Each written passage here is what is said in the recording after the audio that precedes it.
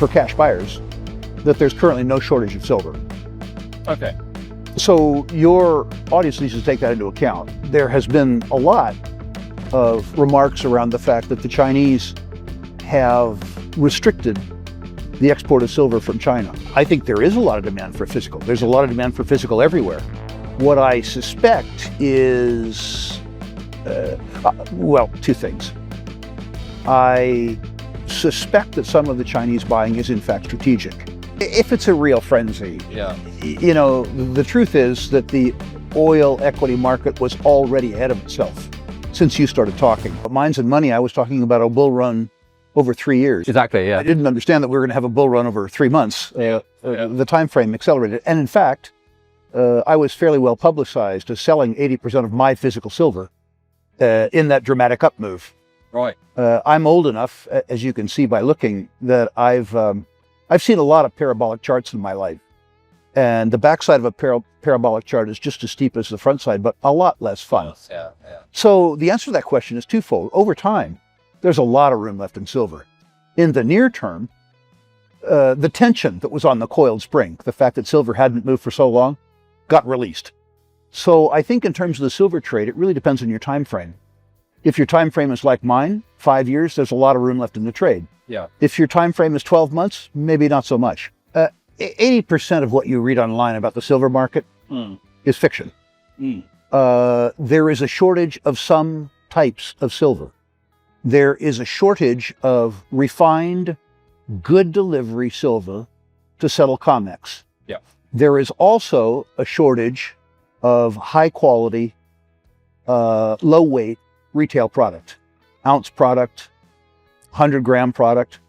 There's no shortage of junk silver, rounds. In fact, there's a plethora. If you today were to go to sell a bag of junk silver to a silver dealer, they would pay you 15% behind spot. There's a glut of that silver. Now, what happens is that the dealer takes it from you at 15% behind spot, sells it to a refiner, and that silver reemerges 5 or 6 weeks from now as good delivery. Yes. Yeah, it's in all of that. Please understand that. I'm in fairly good contact with my old colleagues at Sprott, who are some days the largest silver buyers in the world to support the Sprott physical trusts. What they say is in terms of wholesale good delivery for cash buyers, that there's currently no shortage of silver. Okay. So your audience needs to take that into account. There has been a lot of remarks around the fact that the Chinese have restricted the export of silver from China. Online commentary often paints silver as critically scarce. Reality is more nuanced. Certain refined good delivery bars used for exchange settlement are tight. Retail products like small bullion coins can carry premiums. Yet large volumes of lower-grade recycled silver remain abundant, frequently trading below spot before being refined back into deliverable supply. Meanwhile, China's strategic positioning adds complexity. As the world's largest solar manufacturer, Beijing views silver as industrially critical. Export controls may appear restrictive, but authorized channels still flow. Demand is strong globally, yet wholesale markets show no systemic breakdown. The shortage narrative, while compelling, is often overstated. I think there is a lot of demand for physical. There's a lot of demand for physical everywhere. What I suspect is, well, two things. I suspect that some of the Chinese buying is in fact strategic. Silver is finally a mature enough market that industrial demand matters. Yeah. It has mattered only as part of the rhetoric before this. But if you are, as the Chinese are, the largest manufacturers in the world of solar panels, the reflective properties of silver actually make it strategic to you. It has never been strategic to anybody before. And in truth, other than Trump's rhetoric, it's not strategic to American manufacturers, but it is to the Chinese. When the Chinese talk about restricting exports, what they did is they restricted it except for authorized channels. In other words, they gave their friends an oligopoly. Oh. So understand that for what it is. I'm a bull silver, but when I read the comments on the internet, I'm struck by how little the internet experts actually know about the silver market. It's distressing. My experience has been that news traders are usually pretty stupid. Yeah. So I tend to sell news. If the Iranians, or the Americans for that matter, shut down the Straits of Hormuz for any extended period of time, the spot oil quote's going to go nuts. Well, we have just seen some tankers obviously being hit in the The question Strait. is for how long? Yeah. There's plenty afloat in the world oil market right now. If 10 days from now we're in the same circumstance, you're going to see the crude quote go nuts. I don't believe, although I'm not a military expert, I don't believe that the Iranians have the capability to keep the Straits of Hormuz shut for any long period of time. And I note that the Saudis have about 1.5 million barrels a day capacity through the Yanbu pipeline across Saudi to export through the Red Sea. But that won't matter in the near term because people are going to buy the news. Tensions in the Middle East frequently ignite energy markets, especially around the strategically vital Strait of Hormuz. Any disruption there can send crude prices soaring, but history shows that news traders often overreact. Short-term spikes rarely equal lasting supply destruction. Saudi Arabia retains alternative export capacity via the Red Sea, cushioning extended disruptions. For disciplined investors, volatility becomes opportunity.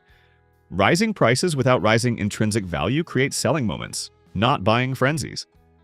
In commodities, headlines may trigger emotion, but long-term returns depend on fundamentals, not fear-driven momentum. If it's a real frenzy, Yeah. you know, the truth is that the oil equity market was already ahead of itself since you started talking. The last time you and I talked, I was really pro Exxon. That was at $100 US. Yeah. I'm less pro Exxon at 165 Is that where they're at now? that I was at 100. Yeah. I'm not one of those who believes the story more when the stock price goes up. So I'm a classic value investor. I believe that money's made on the delta between price and value, and rising prices in the absence of rising values does not make something more attractive to me. With particular regards to the gold quote, I think news gives people the psychological permission to do something that they were considering doing anyway. It's an instigator. I don't think that gold becomes more valuable as a consequence of military intercession in Iran. I think that gold becomes more valuable with the deterioration of the purchasing power of the US dollar and the British pound. A very different circumstance. So in that case, I would be much more inclined on a spike to be a gold seller than an oil equity seller. interesting. Okay, so are you expecting a gold spike off the back of this? Would you think? No, but I seldom anticipate the news spikes that I see because I consider them to be irrelevant. Yeah. I think everybody else does, which shows how out of touch I am with the market. The equity pricing assumption in the gold market, if you pay attention to the research reports coming out on Bay Street and Wall Street, is predicated on $3,500 gold. If the net present value calculations are based on $3,500 and you're selling gold at $5,000, the nature of that means you're going to have a surprise. Yeah. In the earnings too, I don't believe them, but I follow Bay Street and Wall Street research well. And I pay attention to quarterly conference calls. And I see earnings forecasts predicated on $3,500 gold. If you sell stuff for $5,000 and your earnings call is predicated on $3,500, you're going to have a positive surprise. And I keep seeing these headlines saying XYZ surprises to the upside. Yeah. And I think, really? If these prices hold, and I think perhaps not for 2026, but I think for the rest of the decade, they more than hold, these companies are going to reprice. And if they don't reprice, the small ones, which have by nature less efficient market caps, are going to be taken over by the big ones. Gold's story differs from silver's speculation. Its value lies in currency protection. As fiat purchasing power erodes, gold quietly strengthens. Many institutional research models still calculate mining valuations, assuming gold near $3,500 per ounce. If realized prices remain significantly higher, earnings surprises become inevitable. That disconnect may trigger a wave of re-ratings across producers and developers. Smaller companies, especially those with quality deposits, could become acquisition targets. The industry's giants must replenish reserves. Selective consolidation is likely, beginning with large Tier 1 discoveries before cascading into mid-tier growth stories and super junior expansions. I'm very long B2 Gold. I haven't had a chance to talk to Clive. And, Clive was one of the reasons I own B2 Gold. He's a controversial human, but I've known him for 40 years, and I hold him in extremely high regard. This is a very smart, very driven, very motivated human being. I understand perfectly why he stepped aside. He and I are the same vintage, which means that while the mind is willing, the legs are less able. Oh. I think that there may have been, I don't know this, I'm making this up, I think there may have been institutional pressure on him to step aside as a consequence of being well over time and well over budgeted goose. Right. B2 reminds me a little bit of Equinox when they were over budgeted hard rock, got put in the penalty box. Yeah. If B2, and I say if, I don't know if they can, if they reach nameplate capacity in terms of throughput, but particularly in terms of AISC, the stock will re-rate. So there were really three questions. One was Clive. That was a real question. That one's been answered. So the street needs to get to know and love or not his successor. Goose is probably more important. When does it achieve nameplate capacity, or does it? And then the third question, Clive made no secret of the fact that he wanted to build Gramalote, and the market hated it. I was on Clive's side. I wanted to see it built. If the successor scraps Gramalote, which I think will be bad, the market will love it. Yeah. So it's funny actually. We're interviewing the new successor at B2 Gold tomorrow. So Great. So it's interesting you see that, and maybe that's some of the question I might need to ask is around whether or not that goes ahead, right? I'll very much look forward to listening to the interview. I'm a large B2 shareholder, and I don't know. Well, it would be impossible for me to know somebody as well as I knew Clive. I've known him well for 40 years. The Newmont proved after the Goldcorp acquisition that in addition to the fact that sustaining capital is limited, you have to put your sustaining capital into 5 million ounce plus deposits, but your management time and attention is limited too. And what we've learned in our business time and time and time again is that when a small, highly talented team takes over a deposit where they have a huge interest in the outcome, and they put cash and love into it as opposed to using it as a cash cow, that the asset performs better. So ironically, a transaction like the transaction that Newmont did in downsizing benefits Newmont. Remember, they went out to raise $2 billion and they raised $5 billion. And it benefits the acquirers. Yeah. The idea that you get somebody of the quality of Tony McCooch, who Newmont couldn't afford. He's just one of those rare human beings who would blow their budget.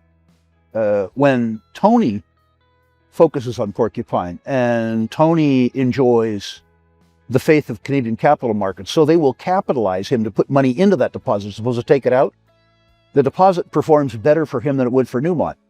And Newmont was right to sell it too, because Newmont's opportunity set is bigger than Porcupine. Good transaction all the way around. And I hope we see a lot more of that. A quiet revolution may be emerging, gold returning as transactional money. Digital platforms such as Tether now issue gold-backed tokens, while gold-linked debit systems are being explored in financial hubs like the United Arab Emirates. Imagine holding grams of gold in digital form and spending fractions instantly, while banks extend credit secured by bullion deposits. This framework merges ancient store of value principles with modern payment rails. For producers, even holding a portion of reserves in gold rather than fiat could lower capital costs and signal conviction. Structural innovation, not speculation, may redefine gold's role. I think that the majors are going to be selective for the next 2 years. The majors ultimately will come under pressure to maintain their production base or grow. They're not under that pressure yet. the institutional investors are asking them to exhibit fiscal efficiency as opposed to quantum efficiency. Yeah. And I think that the first flurry of acquisitions involving the majors will be those very few 5 million ounce plus discoveries. I could see Skyline going to major. yes, Snowline, I'm sorry, the Yukon deposit. I could see a 10 million ounce deposit going to a major. I can't see a 2 million ounce deposit going to a major because they have to divest those now. But what I do think you'll see is the continued emergence of the super junior, the sort of Equinox that sells off their second or third tier deposits, does $1 billion or $1.5 billion acquisition, digests it, moves on. Yeah. Okay. You learn a few things. You learn that companies that get bigger, assuming that they get bigger reasonably efficiently, the higher market capitalization justifies higher trading volumes, which lowers their cost of capital, which is a permanent advantage. You get index buying, ETF buying, you get this free volume you didn't otherwise get. There has traditionally also been a penalty for single asset producers, which are rightly perceived as being more risky. That penalty evaporates when they're bought by another producer. Yeah, true. Just done, gone. And I think you'll see that. We're, I think, headed into a time where M&A is a theme, both ways. I think you'll continue to see, I hope you continue to see, majors complete the job of selling off assets that are no longer germane to them so that they can focus their love, care, and attention on assets that are. Yep. I think you'll see very, very, very high quality junior teams, of which there are plenty now, recruiting a few young superstars from the majors, taking those cast-off assets and making something of them. I think you'll see a second range of super juniors, the Equinoxes of the world. We're coming into a very fertile time, I think. In crowded markets, true opportunity hides where fear lingers.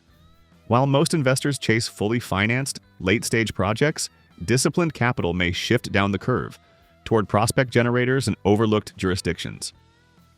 Countries like Mexico and Peru remain essential to global silver exploration, despite headline risks. As capital gradually returns to the junior sector, companies holding shelves of early-stage projects may become indispensable suppliers of future discoveries. History shows cycles reward those who buy before enthusiasm returns. In commodities, the greatest gains often belong not to the crowd, but to the prepared. In a different way than you suggest. I don't think that gold will replace the cryptocurrencies. Yeah. Because most savers in the world can't spell gold.